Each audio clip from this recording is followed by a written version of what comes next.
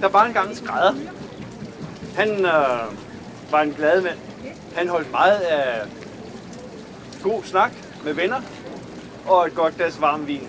Det var noget af det bedste, han havde. En aften så havde han drukket lidt for meget, og han skulle til at hjemme af. Og han var ikke så sikker på benene mere. Og det var blevet aften, og det var mørkt. Så han gik forkert.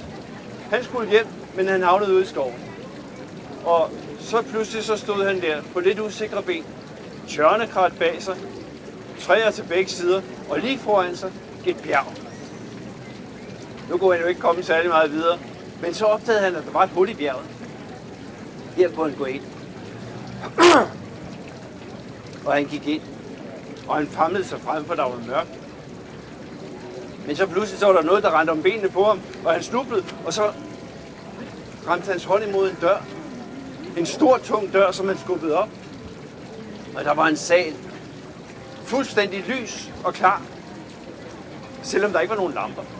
Og han gik derind, og der lå skatte på borde og bænke og stole og på hylder. Og så kom der en vidunderlig smuk pige og sagde, velkommen. Det var ikke hende, der hostede, det var bare mig. Velkommen. Nu skal du høre alt det her om mig. Det kan blive dit. Du skal bare kysse mig 3 gange, uden at tøve. Og skrædderen, han var straks klar. Det kan jeg sagtens klare. Men hun sagde, hvis du tøver det mindste øjeblik, så får du intet. Og han sagde, det er ikke noget problem. Og så skulle han lige til at kysse hende.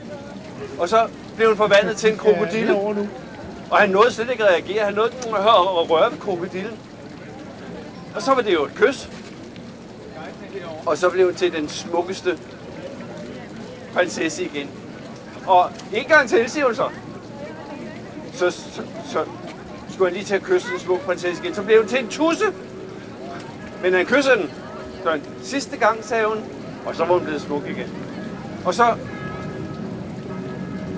blev hun lavet om til en gedebuk. Og så kunne han ikke klare mere. Og så flygtede han ud af hulen, og der var torden og brag bag ved ham. Og han kom hjem igen. Ingen skatte, ingen prinsesse. Og efter den dag, så snart der var nogen, der sagde ordet gedebuk, så blev han rasende. Og sådan er det med skræddere nu om stunder.